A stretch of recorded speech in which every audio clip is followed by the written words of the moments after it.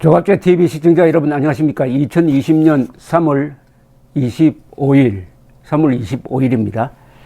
드디어 이제 4월 15일 총선 투표일까지 이제 20일이 남았습니다. D-20입니다. D-20인데 자유한국당이 이름을 바꿔서 미래통합당이 되었는데 오늘 오전에 긴급 최고위원회의를 열었습니다.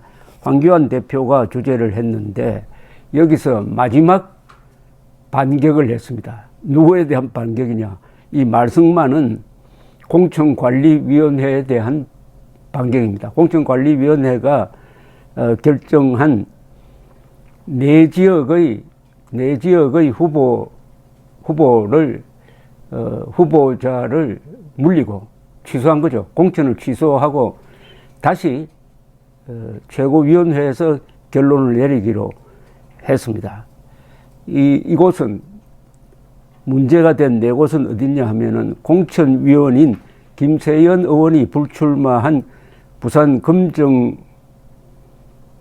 금정군대, 여기서는 김종천 영파의료재단 병원장, 백종헌 전 부산시의회 의장, 원정희 전 금정구청장 3자구도에서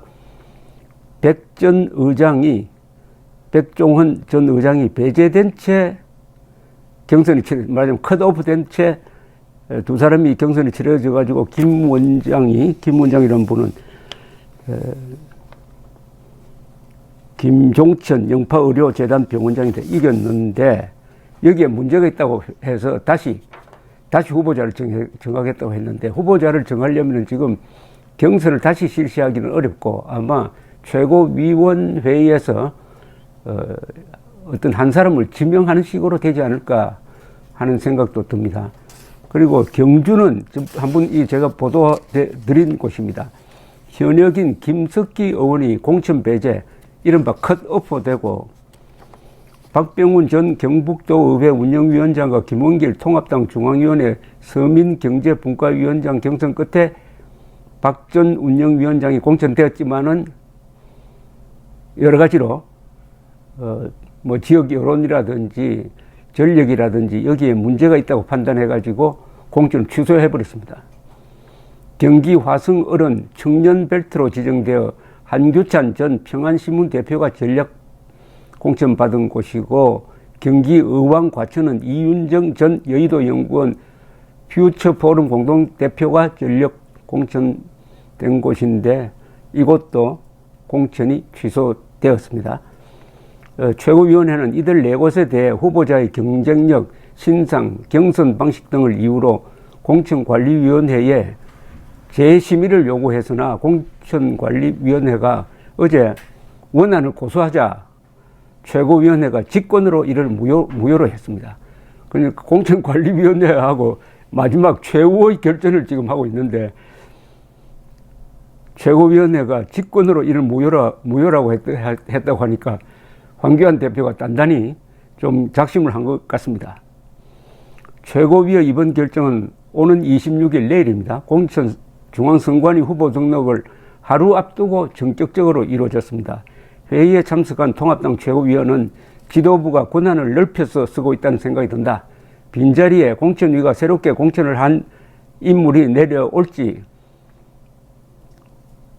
당이 우선권을 발동해서 후보가 나올지 걱정이다. 뭐 이렇게 이야기를 했네요. 당 지도부는 당초 어제 저녁에 비공개 최고위를 열기로 했으나 정족수 부족으로 오늘 새벽에 긴급회의를 열었습니다.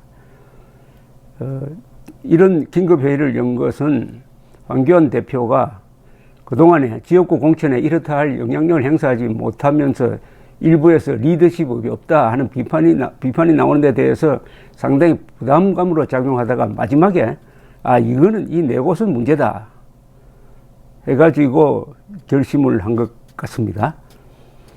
이 경주의 경우에는 아주 특이한 건데 경주에는 김석기 의원이 어떤 분이냐 하면은 제가 감히 미스터 법치라고 이름을 붙이는 사람입니다.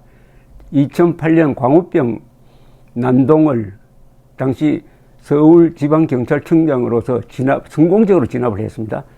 그러니까 경찰이 많은 피해를 입었지만은 동시에 엄정한 법 집행을 할 뿐만 아니라 아주 슬기롭게 진압을 해서 한 사람의 사망자도 일어나지 않았습니다. 그래하여 그 다음 해에 경찰청장으로 내정이 되었는데 마침 취임하기 직전에 용산에서 철거민들이 건물을 점거하고 화염병 수백 개를 신나를 넣은 화염병 수백 개를 갖다 놓고 막 거리를 향해 집어 던지고 해가지고 일반 사람들이 다칠 상황이 되니까 경찰이 진입을 했습니다.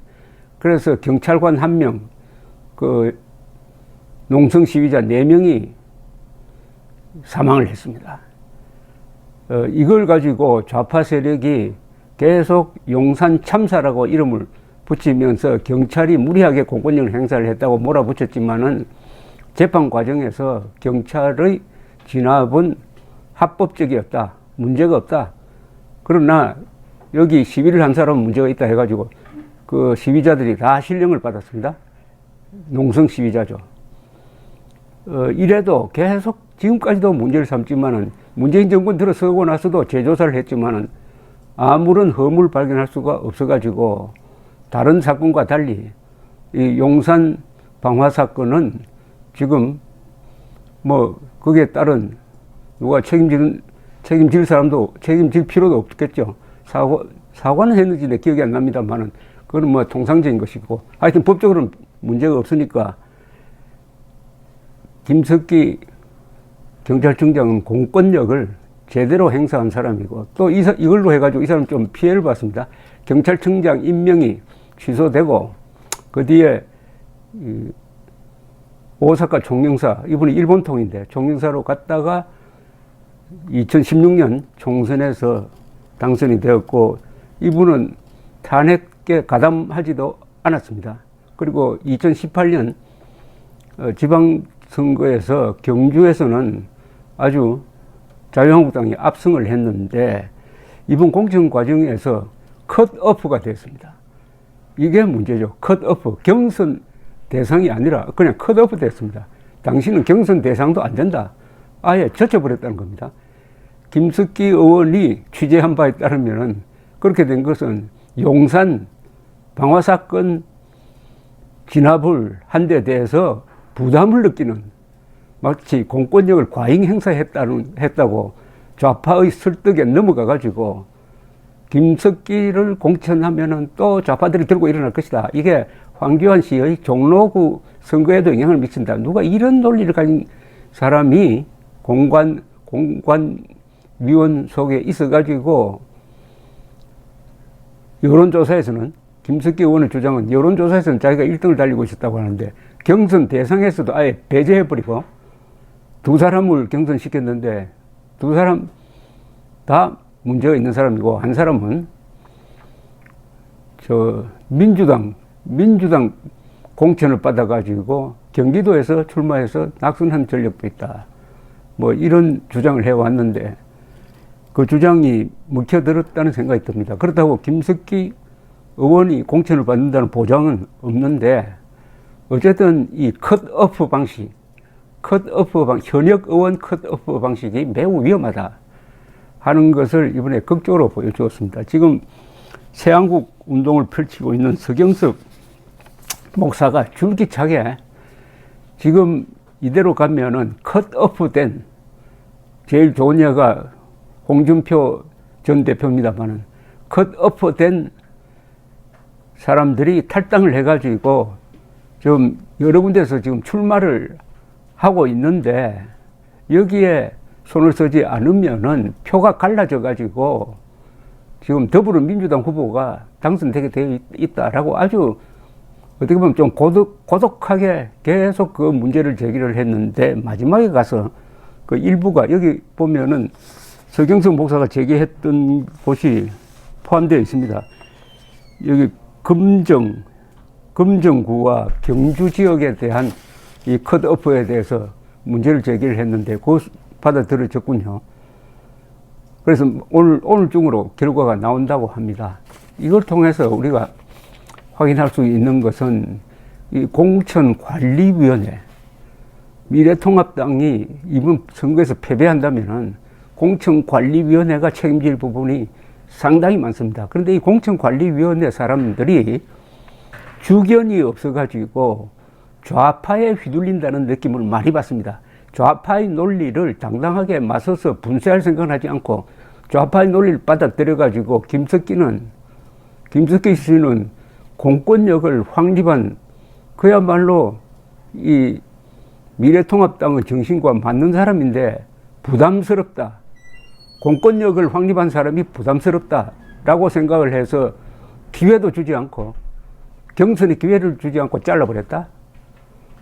이런 공천이 경주에서만 있었던 것은 아닐 것입니다. 마지막에 황교안 대표가 네 곳에 대해서 어떤 공천을 할지 자목 기대되는데 황교안 대표가 뒤늦었는지 늦은 감이 있어도 아무리 늦어도 그것이 늦었다고 하는 순간이 이르다는 이야기도 있지만은 이런 마지막 한 수를 기대합니다. 감사합니다.